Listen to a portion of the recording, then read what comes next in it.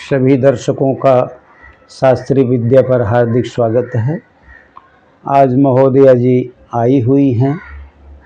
महोदया जी, आप क्या प्रश्न आज लेके आई? प्रणाम गुरुजी। आयुष्मती भव, कल्याण हो आपका। जी गुरुजी, हमने जैसे ऑलरेडी भरणी नक्षत्र पे बहुत सारे और भी डिस्कशंस किए, वीडियोस बना चुके हैं। आई थिंक हम फाइनल चैप्टर पे आ गए हैं आज, और फाइनली मेरे पास आपके लिए कुछ क्वेश्चंस बाकी रहे हैं, जिसमें सबसे पहला क्वेश्चन है कि भरणी नक्षत्र वालों का व्यवसाय कैसा होता है। वो उस पे जरा थोड़ा प्रकाश डालिए। बहुत सही प्रश्न है। अब तक भरणी नक्षत्र पर 4 वीडियो बन चुका है जी, और लगभग हर बातों पर प्रकाश डाला जा चुका है जी।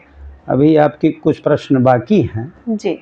आज आप कह रहे हैं कि आज लगभग समाप्त हो जाएंगे आपके प्रश्न। जी। तो आपका प्रश्न आज व्यवसाय से संबंधित है कि हमारा ऑक्यूपेशन क्या हुआ। हमारा ऑक्यूपेशन माने भरणी नक्षत्र वालों का ऑक्यूपेशन, जो भरणी नक्षत्र में पैदा हुआ क्या ऑक्यूपेशन करे कि उसमें अच्छा जाएगा। जी। आपका ये प्रश्न है। जी। तो इन प्रश्नों का उत्तर हम जो भरणी नक्षत्र की आकृति है, भरणी नक्षत्र के जो देवता हैं, भरणी नक्षत्र के जो वर्ण हैं, भरणी नक्षत्र के जो चतुष्पद वगैरह हैं, उसके द्वारा हम इसका निकालते हैं कि क्या कौन सा व्यवसाय करेगा। तो पहली पहल हम उसका जो भरणी नक्षत्र का स्वामी ग्रह होता है, स्वामी ग्रह उसका शुक्र होता है जी। तो हम शुक्र के आधार पर आपको बता रहे हैं कि उसको क्या करना चाहिए जी। तो शुक्र के जो व्यवसाय होते हैं, शुक्र का जो काम होता है, सबसे पहला तो वो मनोरंजन के क्षेत्र में काम करता है। क्योंकि शुक्र रंगीला होता है जी। शुक्र सजने धजने वाला होता है, तो मनोरंजन के क्षेत्र में काम करेगा। ठीक है। वो नाटक बनाएगा, पिक्चर बना सकता है, पिक्चर में काम कर सकता है, वीडियो बना सकता है, फोटोग्राफी अच्छा कर सकता है, और कला के क्षेत्र में हो जा सकता है। चित्रकला है, हस्तकला है, नाट्य है, नृत्य है, गायन है, वादन है। अच्छा वो वादक भी हो सकता है, सितार, हारमोनिया, तबला बजा सकता है। उस क्षेत्र में व्यवसाय वो कर सकता है। अच्छा वो गायक हो सकता है, अगर उसके पास सुर बढ़िया है तो अच्छा वो गायक भी हो सकता है। अच्छा वो नृत्य कर सकता है, क्योंकि शुक्र से रिलेटेड है जी। इसलिए वो बढ़िया वो नृत्य भी कर सकता है। बच्चों से रिलेटेड वो काम कर सकता है। बच्चों से रिलेटेड क्या मतलब कि बच्चों की खेल कूद से प्रोडक्शन कर सकता है, बच्चों के लिए नर्सरी स्कूल खोल सकता है, उस स्कूल में अध्यापक या अध्यापिका हो सकता है, बच्चों से संबंधित मेडिसिन पैदा कर सकता है, उसका उद्योग लगा सकता है, बच्चों से संबंधित खेल कूद या खिलौने का उत्पादन कर सकता है। इस क्षेत्र का व्यवसाय करेगा तो तरक्की करेगा। और शुक्र का काम एक है सजना संवरना भी जी। अगर शुक्र वाला ब्यूटी से रिलेटेड काम करे, जैसे ब्यूटी पार्लर खोलना जी, शादी विवाह में मेकअप करना, अच्छा, हेयर कटिंग करना, मेहंदी लगाने का काम, अगर ये सब काम वो करता है तो उसमें ज्यादा सफलता। सब सजने संवरने का अगर व्यवसाय करे तो उसमें वो ज्यादा सफलता पाएगा। और ये वश्य के अंतर्गत ज्योतिष में एक वर्ण वश्य जी, नाड़ी, ये सब मिलापक के अंतर्गत आता है। तो वश्य के अंतर्गत ये भरणी नक्षत्र चतुष्पद में आता है। यानी ये भरणी नक्षत्र आता है मेष राशि में, और मेष माने होता है भेड़, जी भेड़ के 4 पैर होते हैं, जी इसलिए ये चतुष्पद होता है। तो चतुष्पद होने के नाते पशु से संबंधित एक काम कर सकता है। हम्म, पशुपालन करे, पशुओं की खरीद बिक्री करे, पशुओं की हड्डी का व्यापार करे, हम्म, पशुओं के चारे का व्यापार करे, उसके दूध दही मक्खन का व्यापार करे, यानी डेयरी उद्योग करे, क्योंकि डेयरी उद्योग पशुओं से ही रिलेटेड है। जी चमड़े का व्यवसाय करे, क्योंकि चमड़ा भी पशु से ही रिलेटेड होता है। तो अगर वो काम करेगा तो उसमें ज्यादा सफलता पाएगा। तो ये चतुष्पद होने का एक, क्योंकि हम उसी से निकालते हैं, कोई अलग से नहीं निकालते। अब चूंकि भरणी नक्षत्र मेष राशि में आता है, जी उसका तत्व होता है अग्नि। अग्नि तत्व होने के कारण ये जो काम करेगा आग से रिलेटेड काम करेगा, तो उसमें ज्यादा सफलता मिले। अग्निशमन अधिकारी बन जाए, आग बुझाने वाले कंपनी में काम करे, या पेट्रोलियम पदार्थों में काम करे, डीजल है, पेट्रोल है, कोयला है जी, उससे संबंधित काम करेगा तो ये ज्यादा उसमें सफलता मिलेगा, भरणी नक्षत्र वाला। अब आप दूसरे आधार पर देखिए, हम मंगल के आधार पर देख रहे हैं। मंगल भूमि पुत्र भी माने जाते हैं। अच्छा। भूमि के पुत्र माने जाते हैं, इसलिए मंगलवार को जमीन की खुदाई नहीं होती। कहते हैं कि ये माता के हम नहीं आज खोदेंगे। अच्छा। इसी से तो पैदा हुआ है, तो नहीं खोदेंगे हम। तो भूमि पुत्र होने के नाते भूमि से संबंधित तो काम कर सकते हैं।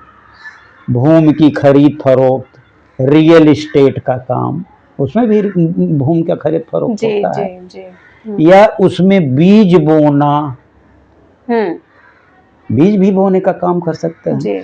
खदानों का काम, वो भी भूमि से ही रिलेटेड है। खाने हमारी खदान, उससे रिलेटेड वो वर्क, माइंस का, हाँ, उससे रिलेटेड अगर वर्क करेगा तो उसमें वो, उसके लिए वो व्यवसाय अच्छा रहेगा। ठीक है। तो ये हमारा हो गया अग्नि से रिलेटेड, चतुष्पद से रिलेटेड और पृथ्वी से रिलेटेड हो गया। अब इसमें चूंकि ये जो ये नक्षत्र है मेष राशि में आता है जी। तो मेष राशि क्या अंग सिर होता है, आंखें होती हैं, सिर आंखें। तो सिर और आंखों से संबंधित अगर ये काम करे, आंखों का डॉक्टर बन जाए, चश्मा बनाने का उद्योग करे, ब्रेन का डॉक्टर बने, तो इसके लिए वो ज्यादा फायदेमंद होगा व्यवसाय इसका। अब हम इसकी आकृति के आधार पर हम बताते हैं। भरणी नक्षत्र की आकृति होती है भग, भरणी नक्षत्र की। तो यौन के आधार पर अगर हम इसका विश्लेषण करें तो ये देह व्यापार भी कर सकता है। अच्छा। यौन कर्म जो किए जाते हैं समाज में छिपे तौर पर, वो भी ये कर सकता है। यौन कोई यौन क्रिया के जो तकलीफें होती हैं, जो अंतरंग बीमारियां रहती हैं, उसका भी ये डॉक्टर बन सकता है। अच्छा। क्योंकि ये भग से रिलेटेड है। जैसे गायनेकोलॉजिस्ट और ये सब। गायनेकोलॉजिस्ट मतलब जो अंदर की बीमारियां रहती हैं, रति क्रिया से जो बीमारियां रहती हैं, तो उसका ये डॉक्टर बन सकता है। जो कि वासना के द्वारा, काम के द्वारा जो बीमारियां पैदा होती हैं, सुजाक पैदा होता है और अनेक प्रकार की फोड़े फुंसी अनेक प्रकार के होते हैं, तो उसका एक डॉक्टर बन सकता है, वो इसका विशेषज्ञ बन सकता है। तो इसका ये हो सकता है। और चूंकि इसके देवता यमराज भी हैं, तो मृत्यु से संबंधित भी काम कर सकता है। मरने के बाद जो सामान बेचते हैं, कफन बेचते हैं, जी जी। बम्बू बेचते हैं और सब सामान उसका बेचते हैं, उसका भी ये व्यवसाय कर सकता है। अच्छा।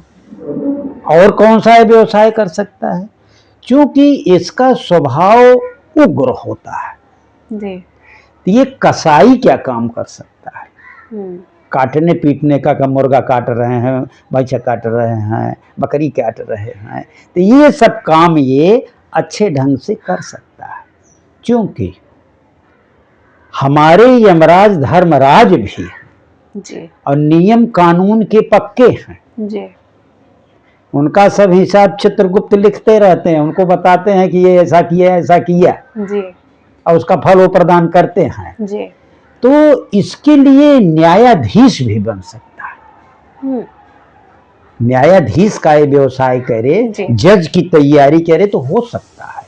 और क्रिमिनल लॉयर बन सकता है, क्योंकि स्वभाव इसका उग्र है और यमराज होने के नाते उसका काम कानून से रिलेटेड है, इसलिए यह क्रिमिनल लॉयर भी बन सकता है।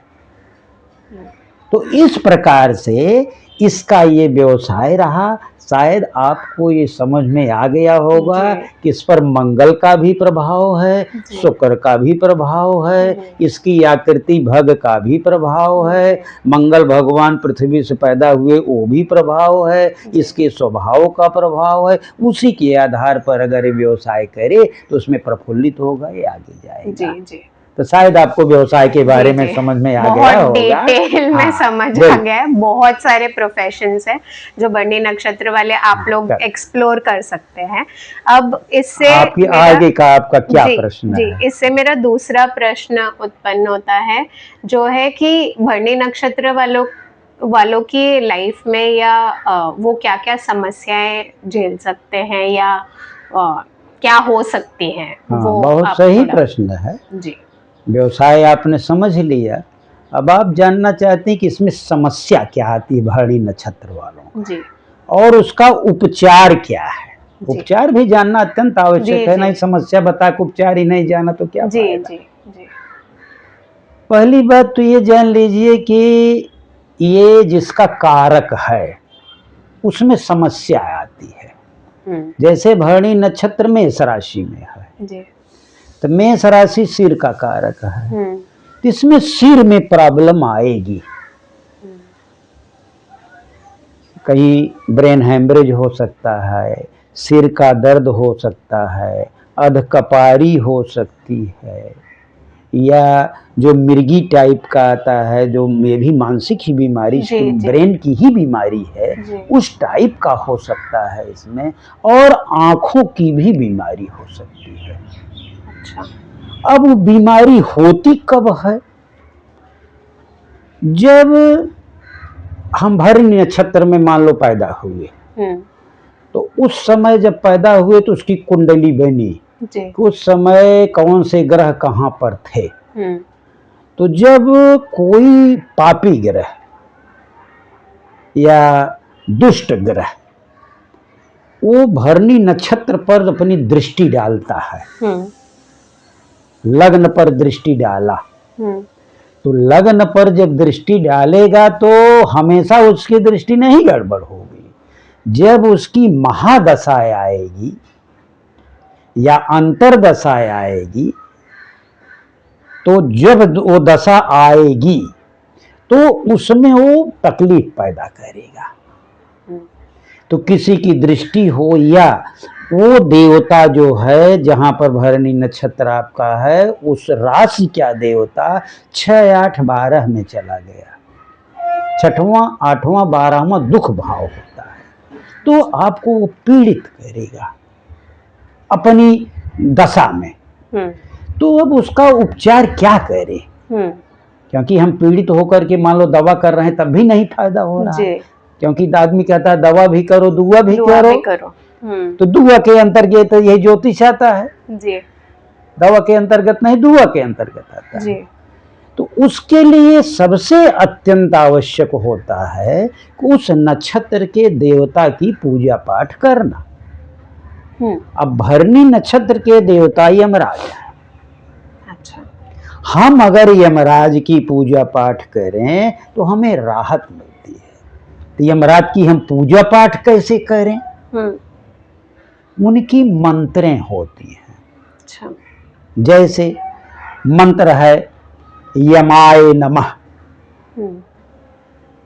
धर्मराजाय नमः, मृत्युवे नमः, ये सब उनकी मंत्रें।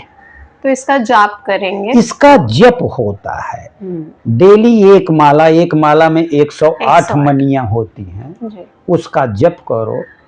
ज्यादा समस्या है तो 11,000 जप होता है या कभी कभी 1.25 लाख का भी जप होता है। वो किस प्रकार की कैसी समस्या है वो ज्योतिषी से राय मशविरा करेंगे, पूछेंगे तो वो बताएंगे कि कितना जाप करें, क्या करें। और उनको हम तिल का दीप चढ़ाएं और उनकी पूजा पाठ करें। दूसरा और उपचार है महामृत्युंजय का जप करें। महामृत्युंजय जप हर प्रकार की समस्या का समाधान करता है। महामृत्युंजय जप है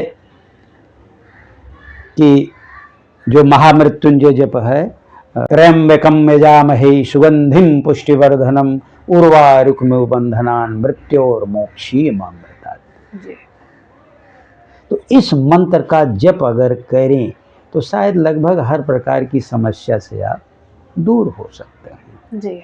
महाकाली का भी जप किया जा सकता हो, प्रार्थना की जा सकती है क्योंकि भरणी नक्षत्र वालों की महाकाली भी एक देवी हैं। अच्छा। उनकी भी आप पूजा पाठ करके इस समस्या से आप छुटकारा पा सकते हैं।